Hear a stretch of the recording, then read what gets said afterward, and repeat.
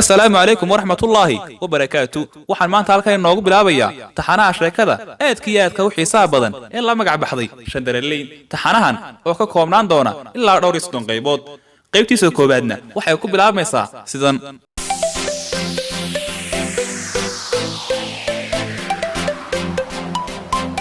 balaya waa wiil la jecel yahay oo dhaarta ugu dambaysa ay ku maraan hablaha uu la dhashay. waana ninka kadinka geelooda ah ee reerkooda u soo go'ay Kenya kobta aqlaba daajiya. habeen ayay balaya iyo aabihiis goodaad wada sheekaysteen, laakiin aabihii uma uusan sheegin wax guur ah kumana uusan soo hadal qaadin. wiilkuna waxa uu arrimaha guurkiisa markasta soo hadal qaadkooda ka sugaa aabihii, iyadoo ay weliba jirto gabadh caashaq ku dhaawacday balaya xasuusteedana uu ka ladi waayay. waa gabadh la dhaho cudbi oo ay kal hore maray kulmeen ku ballameen guur marka uu horo dhibaca gugan ugu soo horeeya. xilligii ballanta oo la soo dhaafay ayuu wiilku aad ula murgay, waxaana u sawirantay cudbi oo intay u qaadatay inuu ilaaway sidaa rag kale ku raacday. habeen barkii markii uu dakhartii la iska riday ayuu odaygii goodaha waxa uu soo toosay wiilkiisii balaya oo runduda ama kooduda dhulkana xarxariiqaya. waxa uu ku yiri, aabe maxaa kugu dhacay oo aad la seexan weyday? balaya dhaqso ugu jawaabin aabihii oo cabaar ayuu ka aamusay, waxaana qalbigiisa ku soo dhacay tuduciyo gabay ah.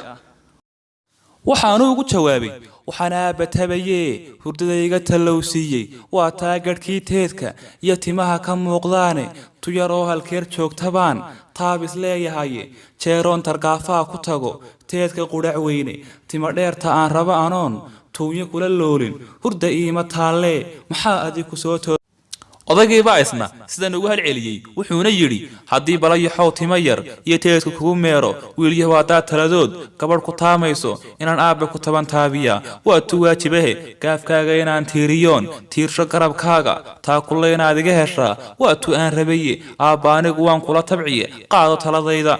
taxaashkii haddaa tamasla guur teedka sare gaadho dumar kala tagane balaya xow iga tilmaan qaado kol hadday tallaabada sidii tukule luudayso tartarada hadday muujisoy toban dhex qaadayso tamar malaha oo waa mijacas aad u taag darane aabbow ha tooyanin haddaa talay weydiisay.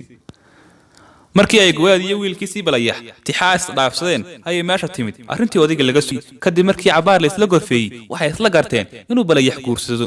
dabadeedna odaygii baa yidhi, aabe shaydaan wax la yeeliye waxaad yeelaysaa subax aroorta ah laga bilaabo hawshii guurkaaga kabaha u elo, salaada horena kalla reerkii iyo hooyadaana sii mar awrka rariga ahna qaado oo waxna magaalada kaga soo muraasto waxna sahay ka dhigo. balaya inkastoo aanu ka arka hooyaridu sidaa kaga baayin ayaa isagoo ay hurdadu u sii yara dhadhamayso xoogaa yara seexday habeenkaas.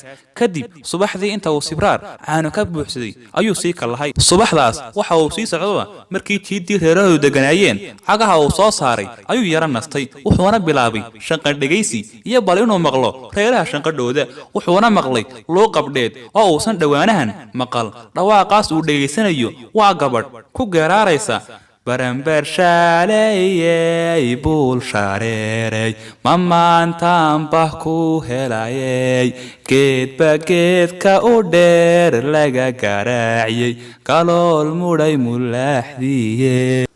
balaya waxa uu markiiba gartay in gabadhaasi ay walaashii tahay, taas oo balooli cod dheer ahayd. in yar kadib waxa uu soo gaadhay reerkii. kadib aqalladii ma uusan gelin oo waxa uu fadhiistay oo uu ku leexday geed damal ah oo reerka korkiisa ahaa.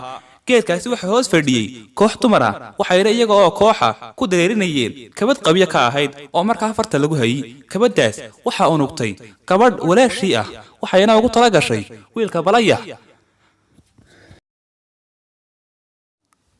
dabadeed waxa uu balaya salaan gacmo taabashaa iyo bariida gacaltooyo rag iyo dumar iyo carruur iyo ciroolaba wadata ku salaamay wixii reerka joogay. habeenkii dambe goor caways dambe ayuu balaya hooyadii ku wargeliyey inuu aabihii kula taliyay inuu guursado gabadhna uu doono hooyadiina arrintaas riyaaq ayay ku soo dhaweysay kadib balayax iyo hooyadii waxay galeen falanqaynta reerka lagu hagaagi lahaa yeena tala tuhmaya midda ay tahay hase yeeshee balayax gabadhii cudbi ee ay ballameen mooyaane niyadiisa kuma jirta gabadh kale oo la raadiyaa gabadhaasna waa uu ka qarinayaa reerka sababtoo ah labada reer ayaa col ahaa muddo badanna is soo leyn jiray haddii gabadhaas iyo reerkooda lagu maqlana wiilka waaba laga caydhinayaa reerka balayax hooyadiiba inta ay soo garab fadhiistay oo ay garabka gacanteeda ka saartay ayay iyadoo yool baadhaysa waxay hadal kaftana ku tidhi hooyo horta miyaadan hablaha la haasaawin weligaa gabadhna afka ma u kala qaaday oo ma la haasawday